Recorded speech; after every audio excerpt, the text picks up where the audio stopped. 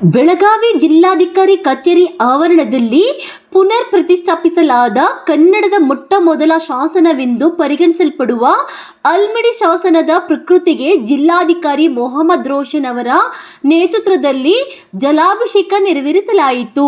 ಈ ಮೂಲಕ ಕನ್ನಡ ನಾಡಿನ ಇತಿಹಾಸ, ಪ್ರಸಿದ್ಧ ಸಾಂಸ್ಕೃತಿಕ ಹಾಗೂ ಭಾಷಾ ಪರಂಪರೆಗೆ ಗೌರವ ಸಲ್ಲಿಸಲಾಯಿತು.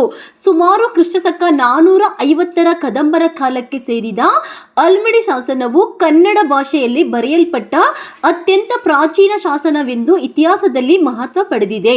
ಕನ್ನಡ ಭಾಷೆಯ ವೈಭವ ಮತ್ತು ಸಾಂಸ್ಕೃತಿಕ ಶ್ರೀಮಂತಿಕೆಯನ್ನು ಸಾರುವ ಈ ಶಾಸನದ ಪ್ರಕೃತಿಯನ್ನು ಜಿಲ್ಲಾಡಳಿತದ ವತಿಯಿಂದ ಅಚ್ಚುಕಟ್ಟಾಗಿ ಪುನರ್ಸ್ಥಾಪಿಸಲಾಗಿದೆ. ಇತಿಹಾಸ ಹಾಗೂ ಸಾಹಿತ್ಯ ಪರಂಪರೆಯನ್ನು ಮುಂದಿನ ಪೀಳಿಗೆಗೆ ಪರಿಚಯಿಸುವ ಉದ್ದೇಶದಿಂದ ಜಿಲ್ಲಾಧಿಕಾರಿಗಳ ಕಚೇರಿ ಆವರಣದಲ್ಲಿ ಈ ಪ್ರಕೃತಿಯನ್ನು ಮರುಸ್ಥಾಪಿಸಲಾಗಿದ್ದು, ಅದರ ಅಂಗವಾಗಿ ಜಲಾಭಿಷೇಕ ಮತ್ತು ಪೂಜಾ ಕಾರ್ಯಕ್ರಮಗಳು ಹಮ್ಮಿಕೊಳ್ಳಲಾಯಿತು.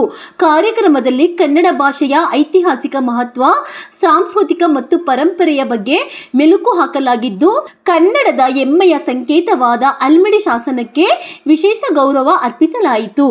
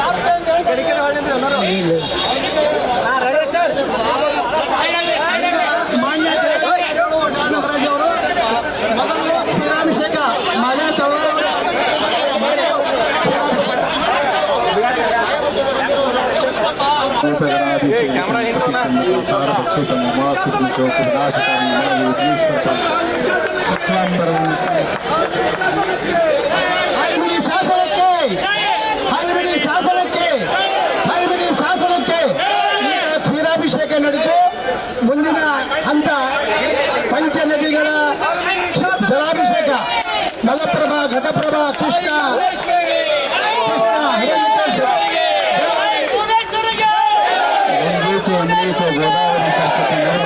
ಕಾವೇರಿ